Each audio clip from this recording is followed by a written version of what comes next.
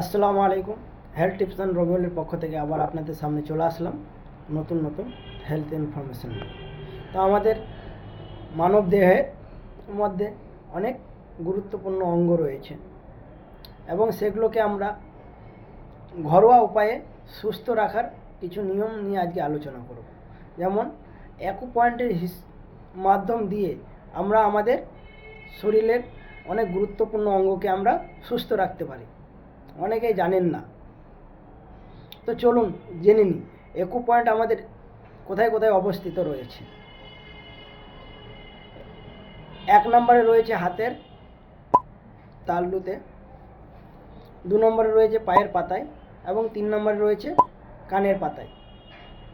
তো আমার next video আসছে অ্যাকুপয়েন্ট নিয়ে, অ্যাকুপয়েন্ট এবং অ্যাকুপ্রেশার। তো কিভাবে কোথায় কোন পয়েন্টটা রয়েছে আমি আপনাদের সব ধীরে ধীরে বলবো। তো আপনারা তাড়াতাড়ি আমার চ্যানেলটাকে ফলো করে আমার পাশে থাকুন। ধন্যবাদ।